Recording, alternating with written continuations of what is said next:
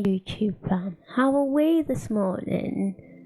I'm back with my educational talks, but first I want to know how you all are and how you're doing, and also I'd like to say thank you to my old subscribers for staying with me since I've been here, and my new subscribers who have found my channel and subscribed. Thank you so much, it means so much to me as a small YouTuber.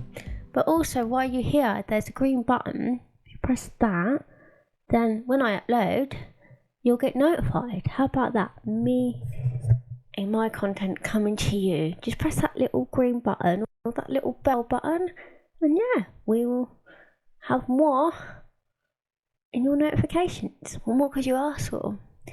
But yeah, I just want to thank all of you lovely, beautiful people for subscribing to one's channel. So yeah, if you like what you see, if you like my content, then just hit that bell button, people.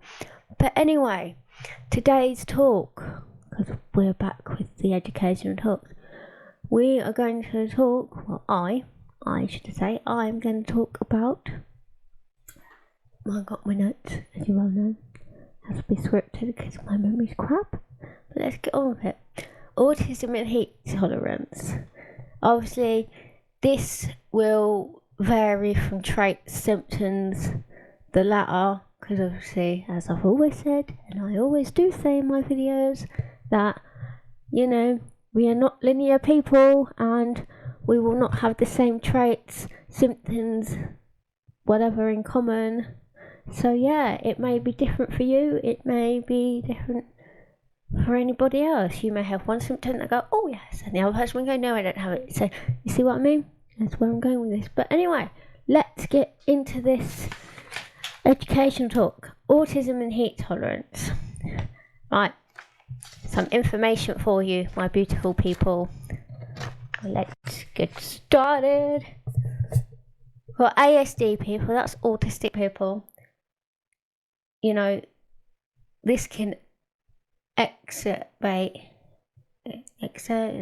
no, I know what I mean, I'm dyslexic, but you know what I mean, I'll put it here, but yeah, that's what it can do.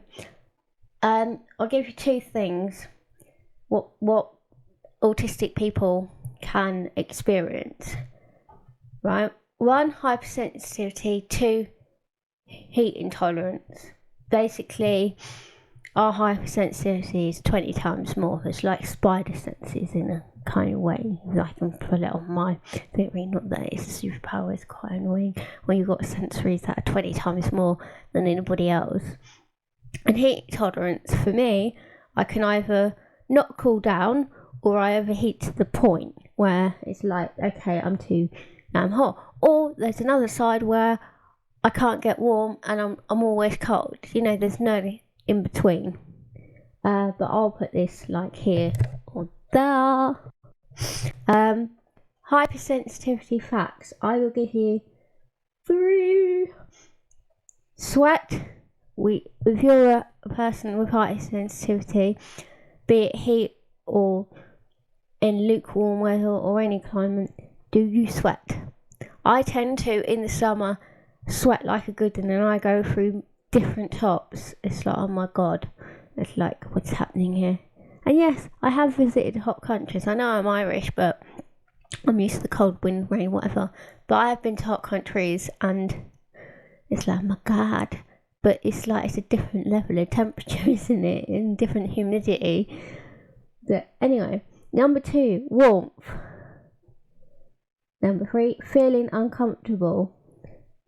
Basically, when you get too hot, it feels the worst thing ever, especially when you're like hypersensitive and when you've got all these sensories going on. It's like, it's a pick and mix of, oh my god, what the hell, help me.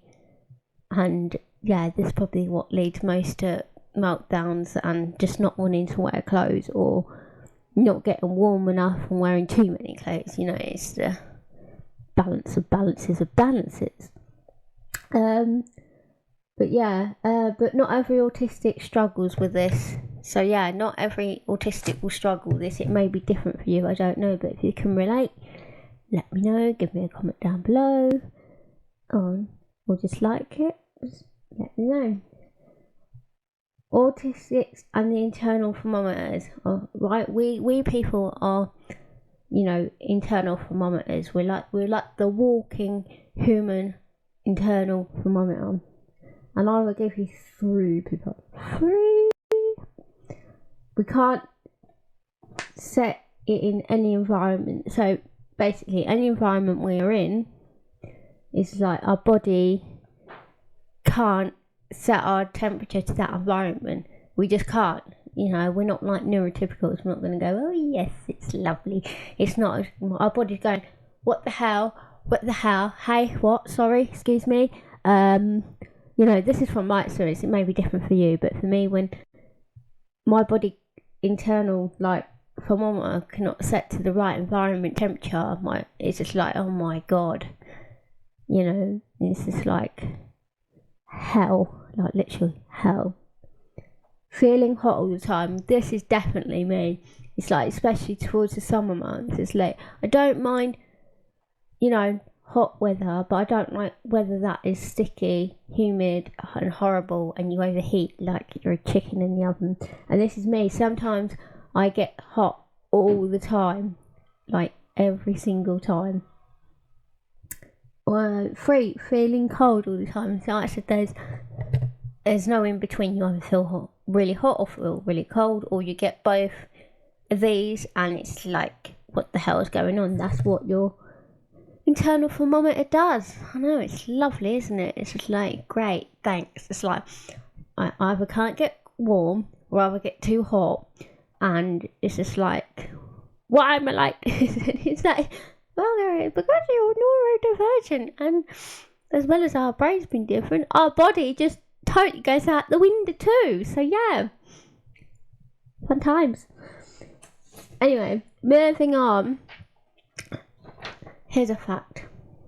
The autistic nervous system is always on high alert, meaning poor circulation. So because our nervous system to our brain, and it's like, if you're a person like me, you've always got cold hands or cold feet, it's like poor circulation. The rest of your body's warm, but the rest of it's like, you're always cold. It's like, what?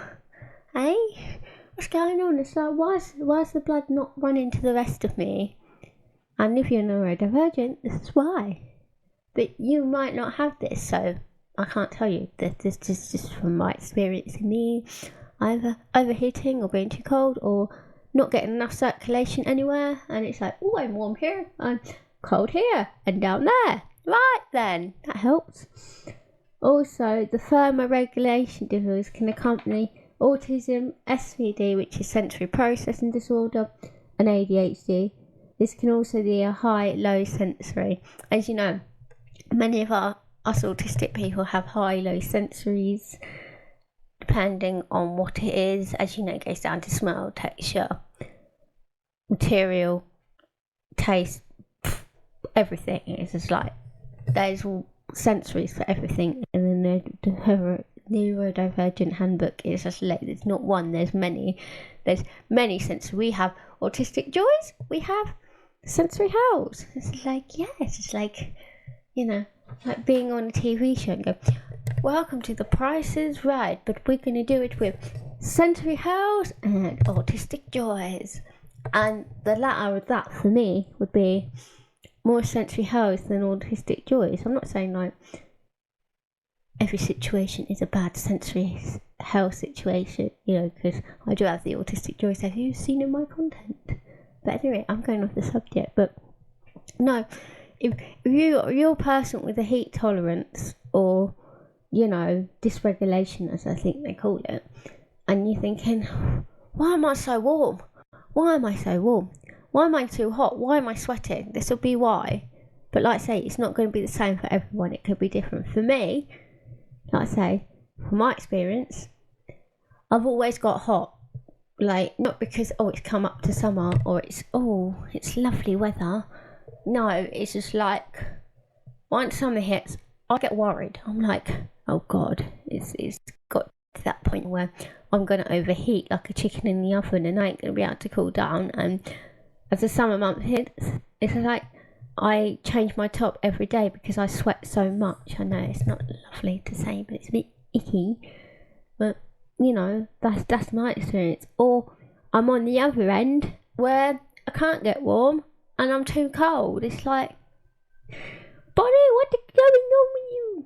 But yeah, but this is a short video, but it's an education video because I only give you my knowledge. I'm not an expert. I am nothing like that, but I just thought I'd give you some information, some facts, and if you're any of these, comment down below. Let me know what you think of this video. Yeah, thanks for watching, thanks for coming, and if you come across my channel, please do subscribe. So yeah, I'm going to leave it here anyway. I love you all of you, every single one of you, and yeah, thanks for coming. And also, while you're here, my beautiful puppy, don't forget to like, subscribe and comment down below, and I will see you for the next one.